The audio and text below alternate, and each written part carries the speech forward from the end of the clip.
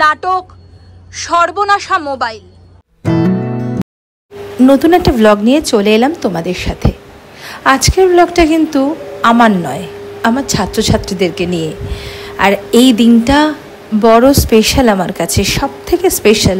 কেন বলো তো? সারাটা বছর আমিও যেরকম অপেক্ষায় থাকি এই ছাত্রছাত্রীদের থেকে এই সুন্দর অনুষ্ঠানগুলো দেখার জন্য, আর ওরাও সারাটা বছর অপেক্ষায় থাকে যে কবে এই দিনটা আসবে, মজা করবে, মন ভরে আনন্দ করবে, আর ম্যামের সাথে একটু ফ্রিলি সব কিছু ওরা একদম সেই আনন্দটা করতে পারবে।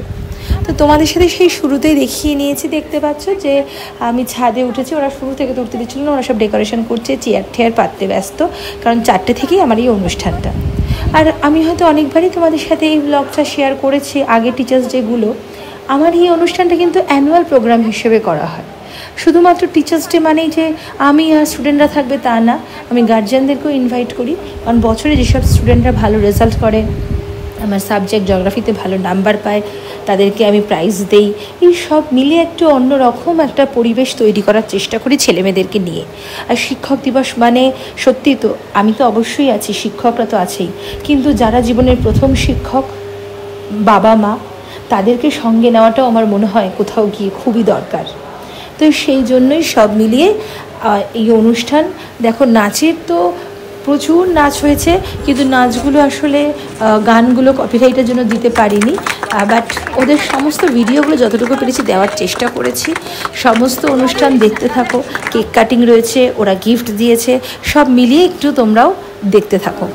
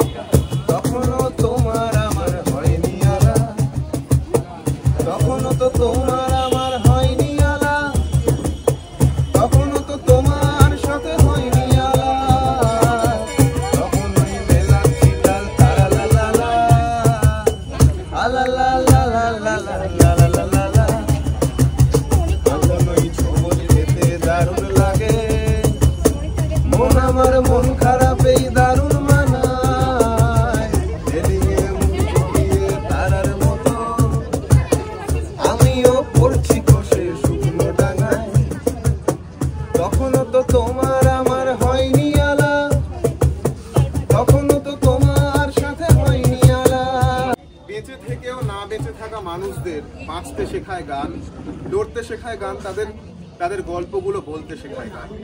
তাই সেই মৃতপ্রায় যাপনদের বাঁচিয়ে তোলার জন্য বেঁচে থাকার গান। যদি কেড়ে নিতে বলে কবিতা খাসা খাতা, যেন কেড়ে নিতে দেব না। যদি ছেড়ে যেতে বলে শহুরে কত কথা, যেন আমি ছাড়তে দেব না।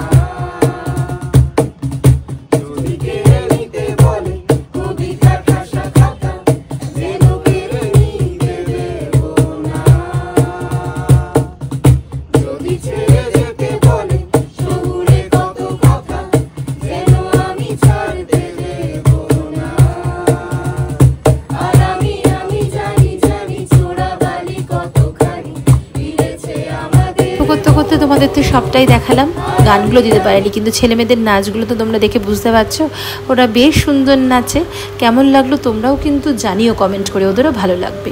তো আজকে যার উদ্দেশ্যে দিনটা, তাকে মাল্যদানের মধ্যে দিয়ে আমাদের অনুষ্ঠানটা শুভারম্ভ। আমরা হয়তো টিচার্স ডেটা দিনের দিন করতে পারি না কোনো দিনই, আমার অন্য জায়গায় অনুষ্ঠান থাকে বলে এই 5 সেপ্টেম্বরের অনুষ্ঠানটা আগে কিংবা পরে করি। তো এই বছর পরের দিনই করেছি। আর তারপরেই থাকে ছেলেমেয়েদের আবদারের জায়গা, কেক কাটিং সেরিমনি, ওটা তো ওদের করতেই হবে। কেক টেক কাটা হয়ে যায়, তারপরে ওদের থাকে গিফট ডিস্ট্রিবিউশনের পালা ম্যামকে।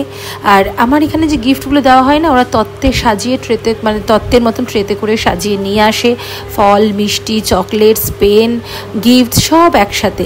আর এটা না আমার বাড়িতে দেখে আসছি পরম্পরা। সেই কত বছর আগে সব ছেলেমেয়েরা বেরিয়ে গিয়েছিল, তারা শুরু করেছিল, তারাই একটার পর একটার ব্যাচকে বলে যায় এবং তারা সেটা শিখে রাখে, পরের বছর ঠিক তারা করে। এটা তো আমার কাছে একটা পরম পাওয়া। যে এইভাবে বড়দের কথা শুনে তারা একইভাবে জিনিসটা করে আসছে। সত্যি আমি এটাই চাই যে বড় ছোট সবার মধ্যে ভালোবাসা, স্নেহ, একটা রেসপেক্ট সব কিছু যেন থাকে, সেই শিক্ষাটাও যেন দিতে পারি পড়াশোনার পাশাপাশি। তো নাচ গান সবের মধ্যে দিয়ে চলছে। তারপরে শেষে রয়েছে নাটক। আর নাটকের পুরো ভিডিওটা আমি আগেই দিয়ে দিয়েছিলাম আমার চ্যানেলে, তোমরা দেখে নেবে। সেটাও আজকালকার বাস্তব সিচুয়েশনটাকে নিয়েই, বিশেষ করে গার্জিয়ানদেরকে ভিত্তি করেই এইবারে নাটকটা করেছি। প্রত্যেকবার হাস্য নাটক মানে কমেডিয়ান নাটক করি, এবার সেটা করিনি। আর তারপরে তো ছেলে মেয়েদের সবশেষে একটু নাচানাচি থাকবেই, ওরা ওদের ছাড়তেই হবে। সব অনুষ্ঠান শেষ, কিন্তু ঘরে গিয়েও তাদের মজা আর আড্ডা তো শেষ নেই। মানে রীতিমতো বলতে হয় এবার তোরা বাড়ি যা। তাতেও ওরা বলে যে ম্যাম আজ যেতে ইচ্ছা করছে না, আবার সেই দুর্গাপুজোর মতন 1 বছরের অপেক্ষা। তো আমারও মনটা খারাপ হয়ে যায় যখন শেষ হয় অনুষ্ঠানটা, ওরা এত আনন্দ করে।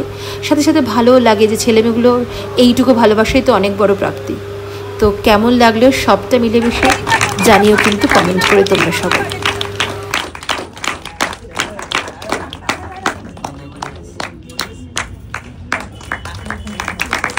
আর কিচ্ছু ভালো লাগে না, সারাদিন বাইরে অফিস আর বাড়িতে এসে মোবাইল নিয়ে ব্যস্ত থাকা বাবারা।